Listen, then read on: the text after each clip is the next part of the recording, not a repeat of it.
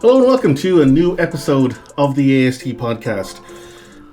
Last semester I taught a course on theological foundations, and in it at one stage students were sharing some resources, and one person suggested there's a really good book called The Theology of the United Church of Canada, edited by our academic dean Rob Fennell. And straight away, it was in a Zoom recording, so you have all these boxes with all these students. And everyone else reached down, picked up, and held up like a wee trophy. Somebody bought it. That's good. Every one of them, independently of each other, were using this book. And so we thought that we would do some episodes on the themes that were introduced by that book, because, again, without any pushing for me, it's been a lifesaver to students looking for a touchstone to begin their reflections on core aspects of United Church of Canada theology. Today, we're going to start this conversation by looking at sacraments in the United Church of Canada. And we have two very, very special guests. We have the Reverend Ivan Gregan, who is longtime minister at Port Wallace United Church, and who has supervised AST students for... how long? 30-some years. 30 years. 30-something years. Wow. You must have started when you were very young. I did. Yeah. I did. You were hardly on a diaper. Younger than you look now. Yes, it's not a hard job. And Ivan, you over the summer taught a course on Worship foundations. Which dealt with sacramental theology as well as sacraments. Gotcha, because a number of the students in that class who are working on sacraments were referring back to their class in the summer.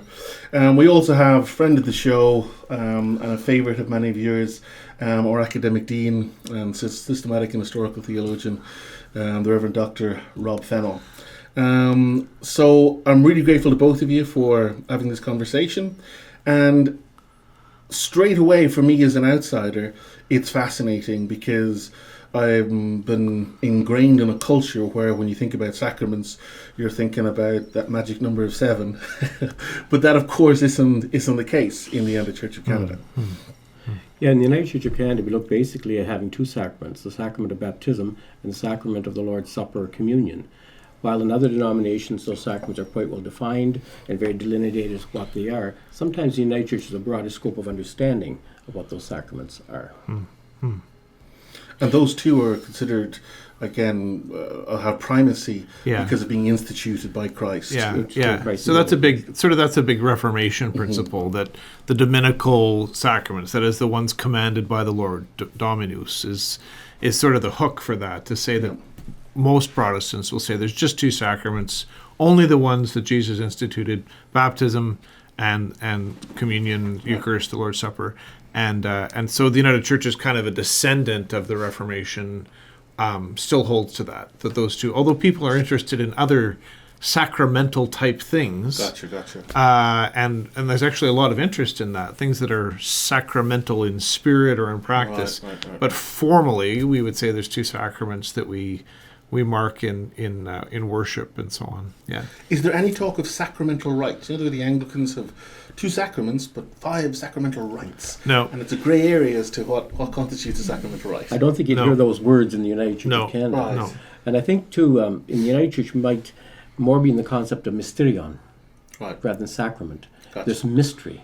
And I think that might broaden it out into other acts of the Church, apart from communion and baptism. Well, certainly some mysteries I can think of in the Church. Well, that's not quite what I meant, but yeah, right. So mysterion is that Greek phrase to say there's something going on here in our practice that points to the reality and the presence of God. We can't really capture it in words, but we're going to do it anyway. There's an action of grace somewhere. An action of grace, yeah. And although we concentrate basically, I think, on baptism and communion, there's also elements of grace present at other times. Yeah. Or God's action present. Right. So that allows some kind of breadth of understanding of what's sacramental, without being narrowly defined as just 2 particular actions, although those are just the 2 formal sacraments anyway. So we develop liturgies around those kinds of things. Like there's obviously a variety of liturgies in the Reformed tradition and the Wesleyan tradition and so on that we would draw on for communion or for baptism, and we can draw very freely from those who are actually also encourage our students to write their own or to practice writing their own liturgies. So we're not bound to a prayer book tradition or a set liturgical form that's given to us. As long as certain elements are present, we want to be able to have some good family resemblance among the liturgies. But we don't necessarily make liturgical reflection or liturgical actions with respect to those other sacramental things. Right. Not normally. Something like confirmation has a liturgical form and it feels kind of sacramental in many places. Ordination's another one. And going to pray over the sick. Yeah. The semblance of the same thing. Yeah. So there's kind of echoes of what we'd see in the Roman Catholic tradition or the Orthodox tradition with those things as well. Yeah. I think too, when we talk about the commonality in our churches, there's a concept in baptism, agreeing with the plural agreement, that baptism be named in the Father, the Son, and the Holy Spirit.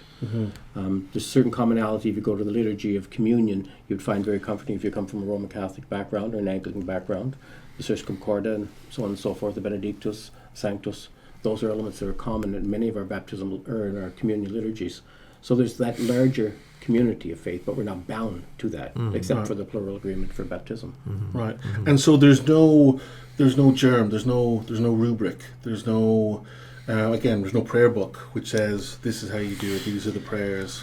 Well, there are prayer books. There's liturgical books that we draw from, particularly when we're learning how to do these things. You can rehearse them, and certainly when I was growing up, I would say that we used pretty well the same liturgical forms pretty well all the time, maybe 2 or 3 varieties, whereas now there's a real profusion of them. And as in many, post-liturgical liberal traditions like ours, there's a danger in terms of saying, well, you can write whatever you want, and people think that means I can say whatever I want. And then it sounds sometimes a little bit cockeyed when those liturgies are spoken aloud. And so, I also want to say that it's important to have a liturgical form that sounds like a communion or Eucharistic service that other traditions would recognize and isn't taking out big gobs of things or adding in things that are incoherent with that. Right. At the same time, I think the early church would say, pray as they are able when it comes to communion. So rather than say this is what has to be, pray as you are able. And that means you're following a certain historical norm. Yeah. But no, these magic words don't have to be said for it to be a valid sacrament. Right. Okay, in the communion sense. Right. And so to what extent was there and is there a shared understanding of what is happening at, let's say, for example, baptism? And so what I'm asking there is, I'm fascinated, absolutely fascinated by what's happening in the 1920s. And one of the things that fascinates me is that many of the kind of issues that a theologian would be sweating about aren't really, factors. But surely something like baptism is where the rubber kind of meets the road. If you're helping people prepare for baptism, there'll be this is what it is. Was there a shared understanding, or to what extent was there a shared understanding in the 20s, and to what extent is there a shared understanding? So you mean like around the time the United Church is being formed, when you say the 1920s? Yeah. Well, you're much older than me. No, I'm kidding. Do you want to say something about that first? You're not that much older than me. As we brought together the various traditions, you look at the historical antecedents of these traditions, and they came from Europe, and they came with different certain understandings. Right. They came to this land, they sort of realized they had to be renovated in this land to be appropriate for the people of this land. So you've got some people coming with the whole idea of baptism as a washing away of sins. You've got other people coming with the whole idea we're baptizing into a covenant, and we're going to keep that covenant going. You've got other people baptizing with recognition just of God's grace and God's love. You've got some people thinking baptism has to be for those who are believers. Right. So you've got this plethora of belief that make a wonderful soup. Right. But to say this is definitely what baptism is, I think that's where once we go into the land of Mysterion. Yeah. We know there's grace happening here, but to delineate it is this in this way only. I think there was that kind of rebellion in the United Church, that we're coming from those lands where it was definite. Let's open ourselves to God's Spirit. Right. And to, like, in that era, there was a confidence among the three uniting traditions, Presbyterian, Methodist, and Congregationalist. There was a confidence in each other to to say, like, when you offer baptism, you're doing kind of what I would do too and saying what I would say too. Your theological norms are not way out of whack in relation to me. So there was a confidence in those three traditions in one another's theological positions and also their liturgical kind of expressions. So it wasn't a matter of kind of a great throwdown to say we have to hammer this out. It was more like, I see in you much that is similar to me. Let's work together. Right. That was kind of the spirit of the thing. Yeah. And you're right that there wasn't a lot of drilling down into the fine distinctions, because their real interest in the United Church as it was being formed in the 1910s and 20s was to say, what can we do together for mission in this country? Right. That was the driving thing that really united people, not you check this box on this liturgical and theological line, and I check it in exactly the same way, and therefore we can work together. That really, you're right, that really wasn't a concern, because there was enough trust and mutual recognition already that people felt confident to go ahead on those things.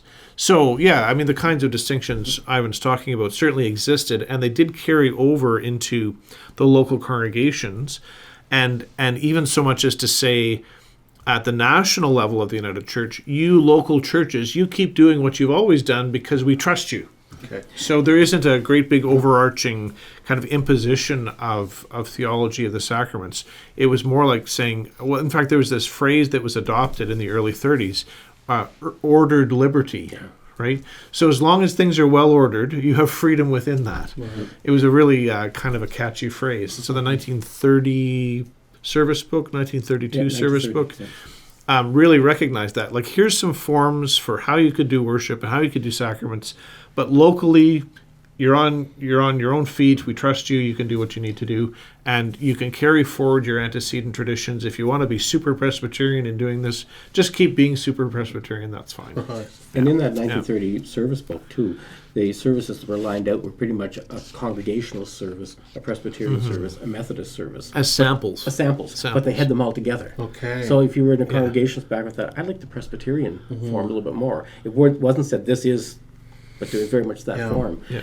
And I think the wonder at that time, church union, was rather than the national church say this is what the sacrament is, that devolved down to the session. It was a session of each local congregation that admitted people into a membership, that approved baptisms. So it allowed for a great variance, providing there was this certain formula that was said. Yeah. And was it happening with infants or simply older folks? A variety. Right. You know, some of our backgrounds were very much adult baptism history, a small number, and infant baptism. Some was baptism of any infant, I think, pretty much going. Other ones, no, you baptize the infants of those who are already confirmed members of the church. Yeah. Right. So there's a variety from them, but it became the local session that said, we will baptize this person. Right. Yeah. Mostly babies. Yeah. Mostly babies. I'd say And people 99%. were like socially conditioned to think that if you had offspring, you better get down to the church and get them done. Yeah. That was that pretty whole much idea of washing away sin. pretty well the norm. And the United Church has always been, the local church that'll baptize pretty well anybody. Right. So as somebody darkened the door, you could probably count on it. I mean, there was usually a requirement of some kind of public profession of faith on the part of the parents, possibly membership, but not always. My grandfather was a United Church minister, so you have to think sort of 1930s, 40s onwards. And his principle was baptize anything that moves. So he was pretty free with that, believing, I think, as he did, and many of us do, that the sacrament doesn't belong to the church or belong to the minister. It belongs to Christ. So who am I to withhold the sacrament? Is that a bad thing on your screen there? No, It that's is. Yeah. I was talking about my own image on the screen when I said that. Yeah. I think, too, another thing, in looking at that aspect, certain churches have become very conscious that we baptize and we never see them again. So That's been a long refrain, yeah. our church has said, we'll baptize, here's a baptismal class, come to baptismal class. So we learn the history of baptism, the understanding, the theology of baptism. If you come to baptismal class and understand it, your parents, because you're going to be the one that's teaching the faith to your children, then we will baptize your children. Right. If the parents say, no, I'm not going to come to class. Well, it's not that we that are refusing them the sacrament of baptism. They have chosen to opt out of the procedure. process, Which allows us then to start to really evangelize people again, to teach, instruct what baptism is all about, and to sometimes alleviate a whole lot of fear. Right. Right. Yeah. Right. So we'll go such things as explaining the Apostles' Creed in a way that helps them to fathom what it means and understand it. Right. Inevitably, the parents go, "Phew, I can believe." Right. Yeah. So they feel more comfortable coming to the Yeah, sacrament. yeah, yeah. It's not black magic that's happening. Yeah. It's actual a means of grace to the parents as well as to the child, I think. Right. Yeah, and that's been very important in our church. I think when we've recognized that, so to speak, adult catechesis isn't happening, adult faith formation isn't necessarily happening. So baptism classes are another opportunity to say this is actually what it all means and why it matters in your adult faith. Yeah. It's not. I mean, your Sunday school faith is good, and we're building on that.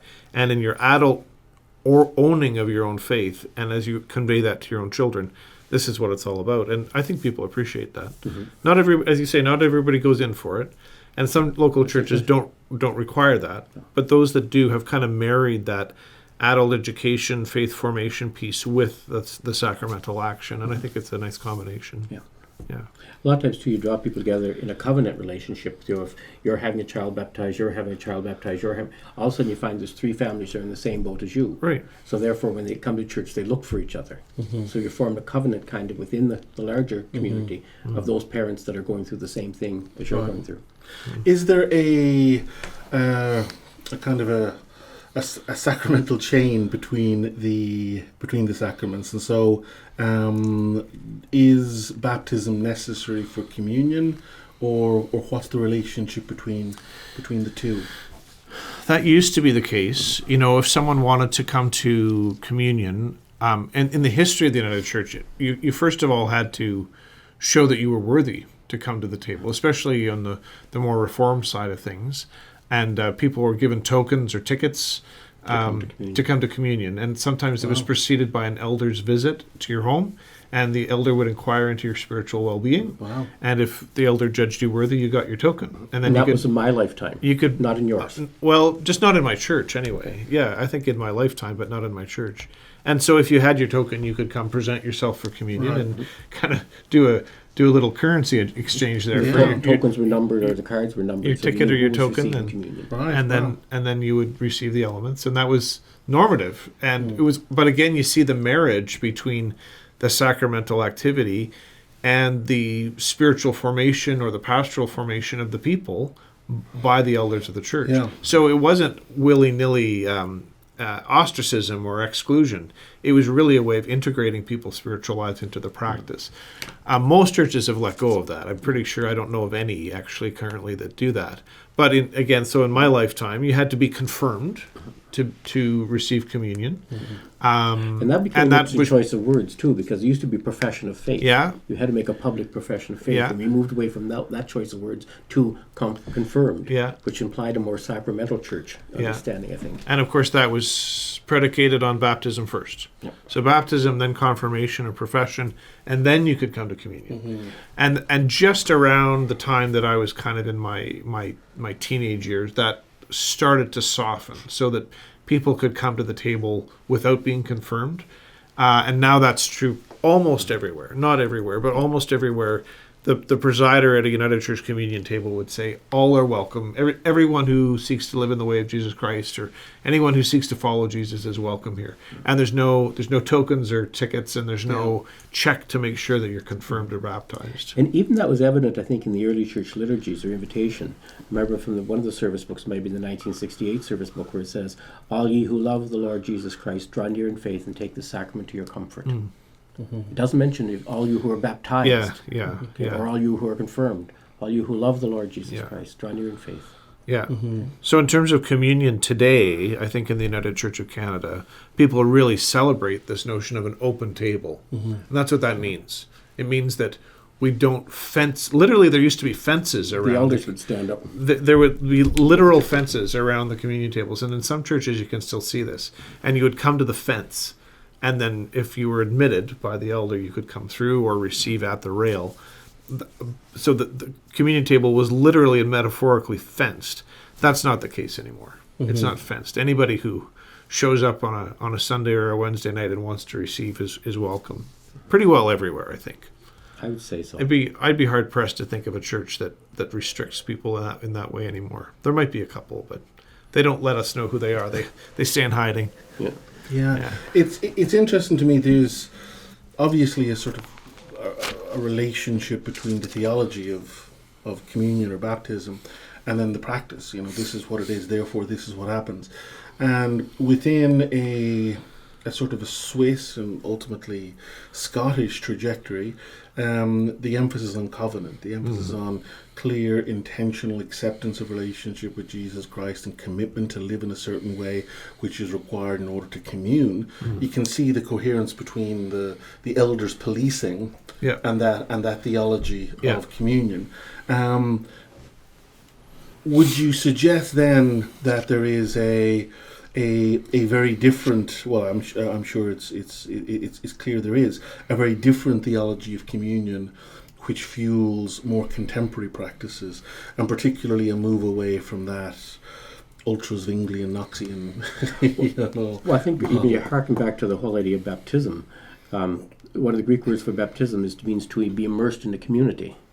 And not just to be dipped in the community and taken out and dried out. Right. I try to remember there's some Greek philosopher talked one time about making pickles, how you wash the pickles and then the pickle's immersed in vinegar and the vinegar goes into the pickles and the cucumber becomes, okay? And that's what baptism was, to be immersed in the community, that if the community came into you, you went into the community, you're rich by the community. And in that sense, baptism wasn't necessary because you communed with the community. Yeah. Okay? It wasn't just you were coming and dropping in for a snack and going. You were in the community, and the community was feeding you. Were feasting on Christ and understanding Christ and the meaning of Christ. So I think those two are kind of still bound together. In some ways. Yeah, and I think that perhaps unconsciously that theological emphasis on covenant is still there. It might not be articulated or well understood, but the premise that particularly, naturally, because we're Christians, baptism and communion are still profoundly Christocentric in their theological basis. And in our church, there's variations of emphasis on that, as we know. But it's pretty hard to come up with a robust theological account of the sacraments without a Christocentrism, without Jesus Christ at the center. And the invitation, because we understand the sacraments as invitational, is precisely into that covenant with Christ, the covenant that Christ makes with the church, that God makes with the world. And again, that's, perhaps articulated in a variety of ways or understood in a variety of ways or not well understood or not well articulated. But I still think that's foundationally true. Right. And we lean a little bit on the biblical record. There's not a fantastic, gospel account for baptizing children. That's pretty hard to prove. That has become a custom through the early years of the church and has been carried over. But it's still reflecting this notion that the household, the oikos, is coming into a covenantal relationship with Christ through the church, in and with the church. And we also see this reflected in the way we serve communion. For example, lay people typically serve the elements. Very commonly do that. And that's like the church serving the church, which is another kind of reflection of that covenant. So ideally, if we understand the sacraments as being transformative practices, that we ourselves become transformed by them, the transformation of participating in the covenant makes us into a different kind of community, and we start to express that with service. We start to express that by me saying, the body of Christ for you, and handing it to you, and me passing it to and you, then you passing it on. And even if it's very shy communion servers who stand at the end of the pew, very meekly passing the aluminum trays down the aisle, let's say in their hearts, or Christ's heart beating in them, it's the same invitation, that this is God's self-giving through Jesus Christ in and through the community. The community is transformed by this action. Let's do that together.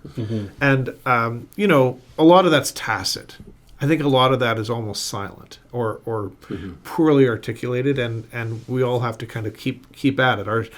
Because of the freedom within the United Church of Canada, liturgically and theologically, and because of our inheritance as kind of Schleiermachian liberals, we don't do a great job at articulating that stuff anymore. But I think, so we have to keep learning. And I think we have a lot to learn from more sacramental traditions. But it's noteworthy to me that in the United Church we haven't abandoned the sacraments. That you could do that, right? Like any assembly of religious people could say, we're not doing that anymore. But we still do it. There's still a means of grace coming through them. It's still a means of grace, a sign of grace. It's a way in which the covenant is re-articulated and people are re-inscribed into that covenant over and over. I find it very interesting when you ask people, where's the real presence of Christ at communion? And he's such a wide variety of spectrums in the United Church. For some, the real presence of Christ is in the bread and in the wine.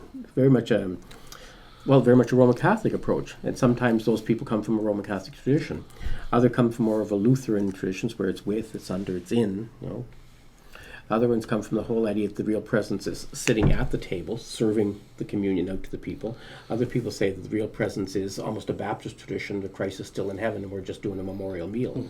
And those are a wide difference of understanding, but all are present. Those in the are all church. present. Yeah.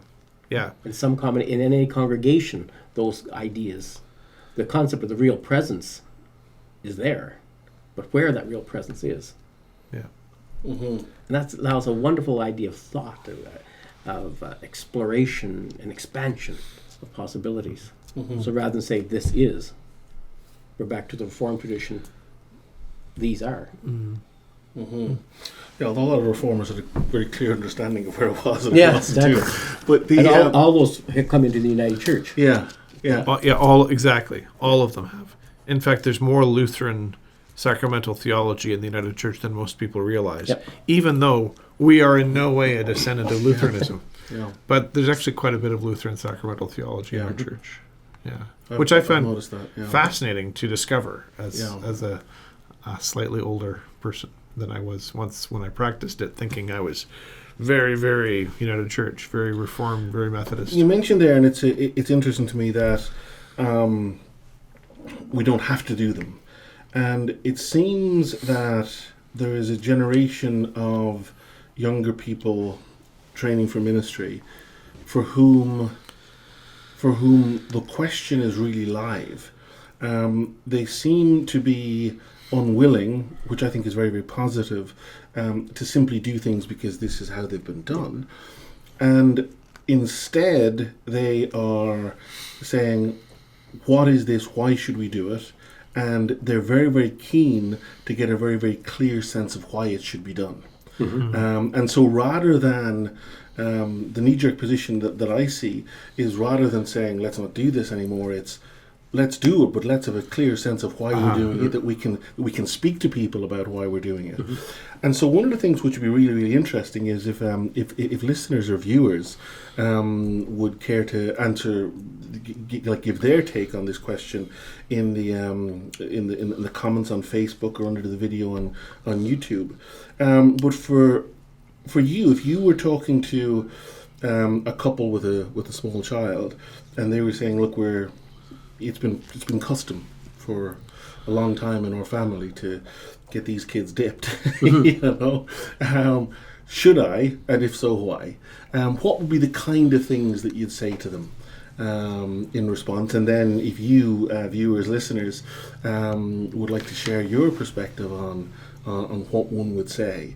And so, I remember when we came to Dartmouth, and we were entering into this new parish, and this pastoral associate, this wonderful, lovely, dear sweet nun, was accompanying us towards getting our daughter baptized. And she, in our first meeting, she had no idea that I was a theologian, but she said, okay, this is how it was seen in the church in the past, and gave a litany which was more inaccurate than accurate, but nonetheless gave us sort of a perspective, and said, now, we don't think of it like that anymore. What this really is a celebration of your welcome into this community. It's a nice day out for the family, and that's what it is. And again, that was fine, but this was her take. This was the take that she was offering to me, and there will be a very wide range of takes in any denomination, and I'm sure there'll be a wide range of takes in the United Church takes. But what are your what kind? Apologies, my waffling led to us being cut off. My question was, what does one say to people who are pondering whether to get baptized themselves, or pondering whether to have their child baptized? And I'm sure there'll be a wide range of perspectives, but I'm also sure that there are young ministers and maybe even young Christians who are watching this who are interested in that question themselves. Yeah. Why do it? I want to hear from Ivan, but I want to interrupt before he starts talking. But I just want to clarify that when I say you don't have to do it, what I mean is that the United Church of Canada could have said that in the very free and tumultuous 1960s or 70s, but didn't. We said it's still very important for us to have sacraments. So it's not a matter of saying, well, it's optional, because we do kind of embrace that Reformation principle that the church is only present when the word is rightly preached and the sacraments duly administered. Like, they go together. Gotcha. Preaching and sacraments are still kind of constitutive of the church in that sense. So I just want to kind of clarify that. But in terms of that broader question, why we do what we do, that I think that's a question for every generation, and kind of the self-critical reflection that we need to do within the church and with our people is always essential, rather than just saying, well, we've always done it this way, or it's convention, or it's custom, or I remember meeting with a couple who were planning and requesting that their child be baptized. So I went to their home, and the mother was there with her mother. Grandma was there too, and they wanted to talk about baptism. And I said, well, where's your husband? And she said, oh, well, he had to go golfing. And I thought, did he? So there seemed to be some kind of cultural compulsion for him to go golfing. But so we don't want it to, we don't want the sacraments to be understood as a cultural compulsion, but as kind of a joyful faith response to an invitation that God has given us. And that, so for my nickel, there's always a way in which it has to be taught and preached all year round. Because we don't have Eucharistic celebrations every week, we don't have baptisms every week, some don't have them very often at all. How do we keep talking about the sacraments, keep it on the radar, keep learning about it, keep preaching about it kind of year round, so that it doesn't come as a strange surprise or an incoherent action on Sacrament Sundays? But anyway, Ivan, better... Well, I think if a young couple come to me and want to say, we want our child baptized, I sort of cringe at the word, we want our child done. Because the first thing you want to say is, But got a microwave oven for that. Exactly. 3 minutes, 3:50. But I invite the people to come into worship, and worship is a place where we ascribe worth to things. So here we come to a place and we're ascribing worth to what is going on. We're ascribing worth to community. Baptism is ascribing worth to things. We're inviting you to come into a community where we ascribe worth to things. Also, I talk in the sense of belonging, because many young people today feel they're disconnected from the world. They've never been so connected, but they're completely disconnected at the same time. So come to a place where you can feel connected, not only to the community here, but to a larger community, to a history, to a theology, to a spirituality. Invite them into that level of talk and engagement. Invite them also a sense of, you come here not just to have something done, but you come to be initiated into community yourself. Not just to initiate your child, but to initiate where you have to learn, you have to grow, and people are here to nurture you, to care for you. So yes, we feed our bodies at the end of every worship service. At Port Wally, we say, if we meet, we eat, which we do quite well. And but in communion, we eat with each other. In community, we eat with each other. In baptism, we share the sacrament with each other. So it's not something just done for you. It's the whole community acting to receive this gift from God, as you have received a gift from God. Also, we encourage people to think of the church family as a family. Because you've got this people and that people, and some people you really want to spend time with, and other people you try to avoid as best you can. But it's a community, it's a family. So inviting people in the concept of baptism to come into the family, and to be immersed in the family, to grow in that family, to be challenged by that family, but also in the sense of when all hell breaks loose in your life, you've got a family that's going to carry you through it. Okay? And that may be physical hell, emotional hell, spiritual hell, disaster, you name it. But here you've got a family now, and it's going to carry not you through alone, but also your child through. Welcome into this community. So there's a layer there that's deeper than a nice outing on a Sunday with the family, but also kind of this soaking into a family or a community that's going to be with you good times and bad times in this great age of fragmentation. That's a pretty remarkable promise. That I really feel like Christ is making that promise through the church. That I see you, I name you, I claim you, you're mine, and you have a place here, you belong here. I think that's a remarkable countercultural statement in this age of fragmentation and isolation. And one of the things I love particularly about communion, but it can be reflected in baptism too, is that there's a subversiveness here to say the one to whom we ascribe the greatest worth in our worship and in our communion practices is Jesus Christ, not the market, not the dollar, not Caesar, not whatever other lords or idols that might command our attention or want our allegiances. The community focuses in the sacramental celebration to say, it's Christ who gets that for us. That's a very subversive thing. It's a political thing. I've been thinking about your white wall on your podcast videos, thinking maybe we should have a picture of, Che Guevara or somebody, or maybe just that crazy sketch from the 60s of Jesus Christ Liberator. But how do we remember that our allegiance of our hearts and our lives and our whole destiny is oriented towards someone who does not exercise worldly and outward power in the face of all these kind of competing idols and authorities that want us, from Apple to the ballot box. And I think that's what the church has to be, and I think what sacraments empower us to be is an alternative society. Okay, a really countercultural movement. And I think for me, Christ is the one who is countercultural, who pulls us away from the solid, the logic, the rational, into the realm of wonder. Like Wesley put the wonderful words at the end of the hymn, to be lost in wonder, love, and praise. And I think that's what the church has to do. To be lost in that. Yeah, to Lovely. be lost, Yeah. Lost in wonder, love, and praise. And I think that's where the church still has to be the push, is to pull people out of the rational, the logical, the mundane, the schedule, into this, pull out of chronos into kairos.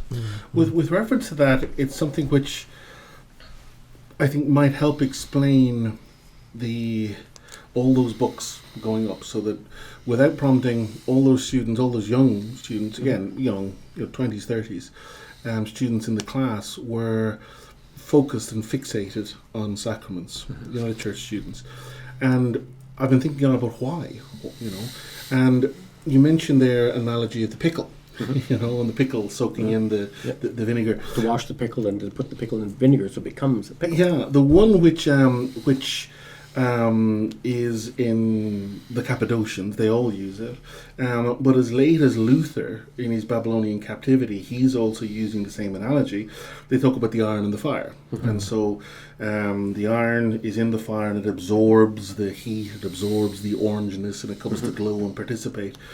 And for them, it's a very clear sense of how material things can come to be infused by the Holy Spirit and begin to even take on the properties of Christ, including people. After a very arid century or two, in which the non-material and the material were sort of dichotomized, we seem to be, and I wonder if technology is playing a role in this, we seem to be broadening our understanding of the real to involve the material but also the non-material. And so people are, I think, more naturally inclined to wonder and mysterion. That when they think about what's happening here with this bread and this wine, or what's happening here with this water of baptisms, that they're aware that there's a possibility for an incarnational God to give God's self to things in the world. There's a wonderful line comes from the Celtic saints in Gaelic. It goes, where sight ends, insight begins. And we must go into the land of insight to bring back into the land of sight. And I think so often we've lived in the land of sight, the land of logic, land of rationality, land of what we can see here is all there is. Okay, how do we transport people beyond that into the land of insight, and to bring back from that land, that mystery, the reality that we're going to strive for? Eschatology. And so do you think that the United Church, I think it's true of the Roman Catholic Church, that we're entering into a period of growth and reawakening vis-a-vis an incarnational God, vis-a-vis,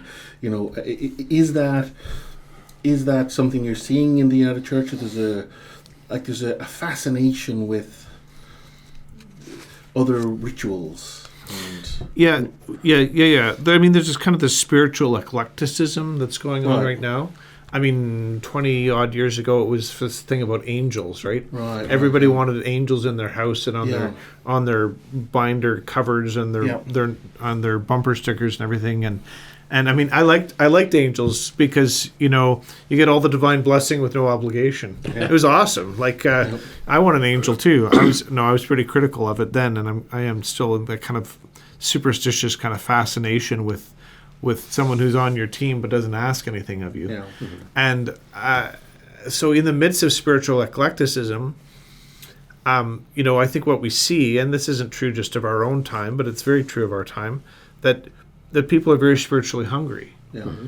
And they don't necessarily trust the traditional forms of the church to provide them with the food or the kind of food that they want in their hunger. Or what they perceive to be. Or what they perceive. Many of them are a generation away now, so they don't really know the old church. They don't know it at all. And maybe the church is suffering, church writ large is got a bit of a bad rap to overcome. Mm-hmm. But the other thing people, I think, really want is kind of a felt need throughout the whole life cycle is I want my life to matter. Mm-hmm. I want my life to mean something. And some express it in terms of contribution or service or whatever I can give to the world. And others are still kind of taking it in and still kind of have a little bit of a feeling like I want to absorb and learn and grow and kind of collect things from the world to make myself feel good. But I think underlying all of that is still that impulse. I want my life to matter. And like I think if it's preached about and represented in the liturgy and in the gestures and embodiment of the sacraments in a useful way or in a helpful way, again, like sacramental practice can actually start to address that need. Mm-hmm. I want my life to matter. And here it's crystallized. I matter in this covenant. I matter in this community. I matter in this bosom of a God who sees me, knows me, and loves me. And from there, I'm empowered to serve in Christ's mission. I mean, that's always going to be the turn, I think, that a good sacramental action should provoke, is to say, I've been nurtured, I've been upheld here, I've been fed here, I've been nurtured here, and I'm now empowered to do something great in the world. Mm-hmm. Right. I think one of the concepts of the church, historically, in people's minds maybe, is control. And I think the church has lost control. And I'm glad for that. Because I think the church tried to control God. And our understanding of God, this is God. And we understand God perfectly. Throughout the whole world, I think the church has come to realize that we do not control God. Okay? And sometimes I wonder if God controls us. But we're starting to lose that control, and I'm really glad for that. The church, for many years, was training people in a silo form of ministry. You'll obey our ministry, you'll live in this form, you'll do this. But now I'm seeing a plethora of ministries developing around the church has no control over, that are way outside the box of the traditional ministries. Things we never saw coming. So the Holy Spirit, and throughout the whole world, the Holy Spirit is giving birth to these new forms of ministry, which is absolutely fascinating and terrorizing, because we have no control, we can't order them, but the Spirit is calling them forth. I think that's wonder. Well, sometimes, or they've been called forth. Well, that's where we test it, right? Yeah. We test the spirits. Yeah. And that's going back to the biblical thing. Yeah. Look at the Nag Hammadi documents and the plethora of forms of Christianity that were present in Egypt at that point that we've lost. Mm-hmm. And I think somehow, maybe they're heretical, maybe they're Gnostic, but they were each struggling with Christ in some way. And I see emerging in the world today people who are struggling with Christ in some way. There's no shortage of Gnostic heretics today. Oh, yes. But it seems to me that, so we had that old model that no one, I think, would want of the elder knocking you on the door and and giving you a test of if you are worthy. If you are worthy. But on the other hand, there is a sort of a, well, let me say it from my perspective, a need to challenge people to enter into this relationship and be shaped and transformed by it. And what you were saying there, Rob, I think, or what I heard you say was that all the year round we're preaching and we're worshipping in a way which helps shape an imagination where these things and this different way of life make sense. Yeah. Because otherwise, what are the other forces that tell me who I am in this society? Am I meant to be an obedient consumer and buy the things I'm meant to buy? I might have some family influences, but maybe not, that tell me who I'm supposed to be. I might have a religious tradition, I might not. I might be kind of scrambling for one or cobbling one together. But the predominating cultural motif over and over and over is be a good consumer. Mm-hmm. And again, like a robust kind of biblical proclamation of the presence and reality and transformative power of Jesus Christ blows that to pieces. That's not your core identity. Your core identity is not participating in the economy, although that's the great idol and thing we're meant to worship, and we hear it over and over and over from politicians of the wrong sort. There are good politicians too, politicians and all sorts of people who tell us that is the icon and ideal of this society, is to be a well-oiled, profitable economy, and your place within that is to buy stuff. Mm-hmm. Well, that supplies no answer to the question of I'd like to make my life meaningful. Yeah. That's a complete. I've said this in other places, but Marx said we were going to be interchangeable units of labor, but in late capitalism we've become interchangeable units of consumption. Yeah. That's our identity, and So a good dose of preaching, teaching, community living, serving together, embracing the mission of Jesus Christ, sacramental life.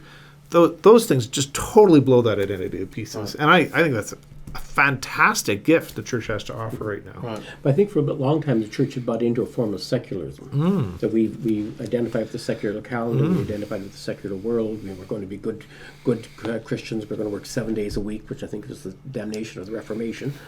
That we're going to completely divorce ourselves from spirituality and enter into a very secular mode. And I think for many years the church entered into that, lived in that mode. Right. Now I'm starting to see the church start to ignore that mode or rebel against that mode. In Port Wallace, we celebrate communion in the early service at the beginning of Advent, the beginning of the year. We commune together. We celebrate at Christmas. We celebrate at the Pentecost. We celebrate in worldwide communion. We celebrate now on church days, not on secular days. Right.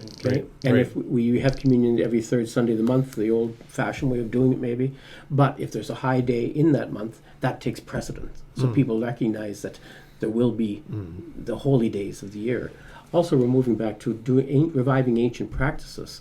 So on the baptism of Christ, you celebrate baptisms in the church. Also, and Easter vigils are coming back. So Easter vigil, we celebrate. We baptize people. We confirm people. We welcome people into the community. Even though there's no evidence of the resurrection yet, we still profess our faith in the midst of darkness. Yeah. And the rise of like the new monastic movements is kind of another reflection of that, which are kind of post-institutional, but still quite Christian, and scrambling after expressions that are legitimate and kind of expressions that in a contemporary mode make sense, but still provoke that kind of discontinuity from the cultural script. Yeah. I'm very fascinated by those movements, and I think they're super appealing, but they're also calling people to a different way of life, a different kind of standard, a different way of shaping one's identity, a different understanding of who I am in community, and so on.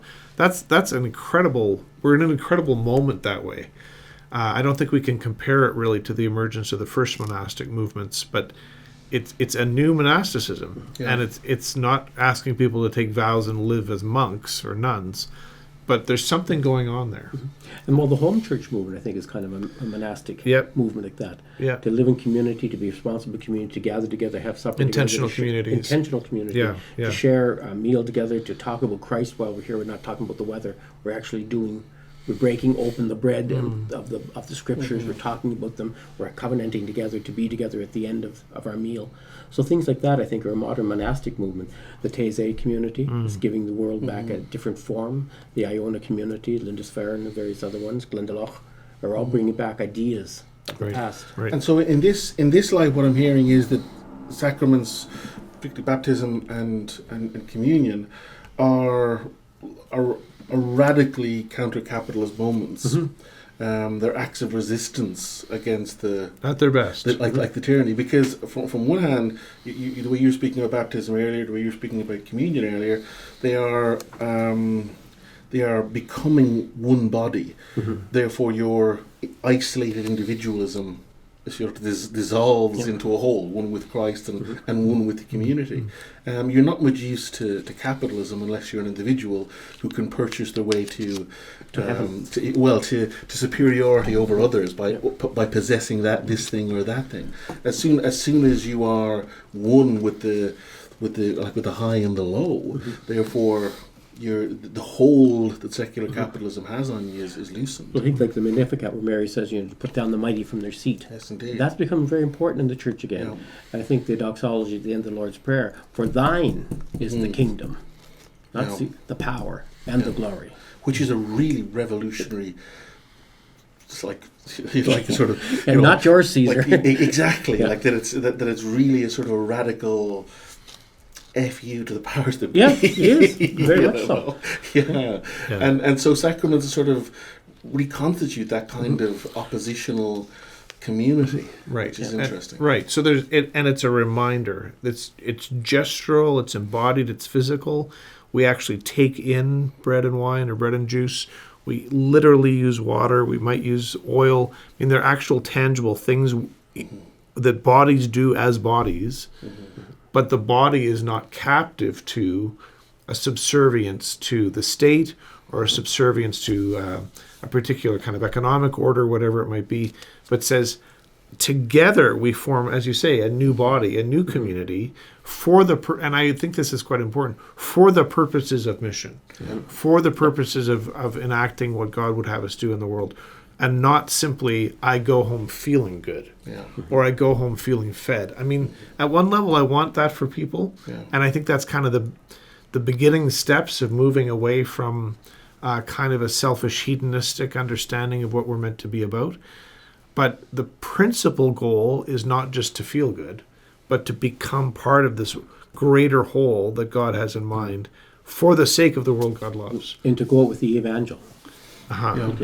To carry it out from this place, not just glory I'm saved, but glory I have something to tell. You're going to regret inviting two preachers to talk to you. No, it's fantastic. I'm just going to get wound up and away we go. No, it's great. And one of the interesting things for me is that when you think about, as an outsider, the United Church, certainly in the 20th century, you think about a move toward social action, which was often seen in opposition to a more traditional Bible and sacraments, What you're saying here is that a sort of a sacramental theology in the Church of Canada is precisely that which can fuel and invigorate a radical resistance to power. Totally. Yep.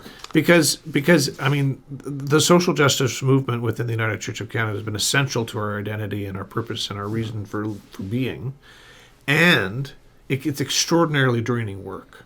It's pioneering work. It's thankless work. It wears people out. It burns people out. And not everybody. And they're incredible people. But those for whom it is difficult and draining, we need the community and the sacramental life to continue to sustain us. To say, this is still worthwhile. Christ is still with us. The power of the Spirit is still with us. Who we are becoming as covenant people is still possible and empowering for us. And we don't have to do this all on our own. We don't have to undertake these works of social transformation merely on our own power, merely on our own strength. There's a kind of Pelagianism that plays into that, right? And, well, that's a matter of debate. But I don't have to engage in the work of social justice merely on my own power. But I understand that it's anchored in what God is doing in the world. And how do I get reminded of that? How do I get reinscribed into that story? So, I think they're totally married. I think they're impulses that are totally married in a healthy, robust church expression. And to divorce them is going to be a mistake. I think it's really important when we say in the United Church Statement of Faith or Creed, we are not alone.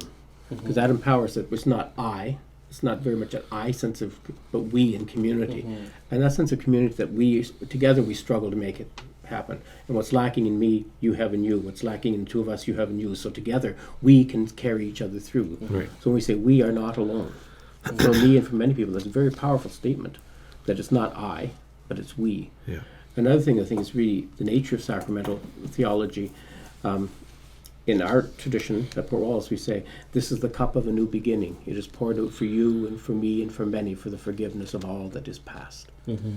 You see people think, yes, it's past. Okay, and we're covenant together, whatever's past, and we're starting together. And where else do people hear the word, you're forgiven? Yeah. Like we don't... We live with brokenness. We live with brokenness, and we don't like talking about sin. People are really allergic to the word sin in the United Church. And in the culture more broadly. Or sin is just breaking a moral law, not broken. But people are still profoundly burdened by their sense of guilt and their brokenness and their fractured relationships and all kinds of things that they carry around with them. And then there's this crazy preacher in Dartmouth saying, this is a sign of complete forgiveness of all that is past and a new beginning. That's an incredible word into this culture. Because we're living with brokenness, and it's affecting all of us. Yeah. Whether we're conscious of it. Most times we are, but we don't want to admit it. Yeah. It's a dirty little word. Yeah. Okay. Yeah. And also say that's the brokenness of the world. Okay. Here's a cup of a new beginning. Not we're brushing it away. Not we're pretending it doesn't exist. No. But let's start again. Yeah. Okay. Yeah. Wonderful stuff. I hope that you watching on YouTube or listening on Apple Podcasts or whoever have found this as interesting and indeed as inspiring as I have. Ivan Gregan, Rob Fennell, thank you so much for your time. Pleasure. Thanks a lot, David. Yeah. Thank you. And you watching or listening, please, thank you for watching or listening. Please do like, subscribe, and comment. I'm sure Ivan and Rob would love to hear your thoughts. Argue with us.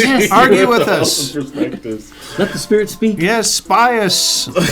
Bias, prejudice. Bring it on. Much more interesting. Don't agree with me. That's boring. Thank you all so much.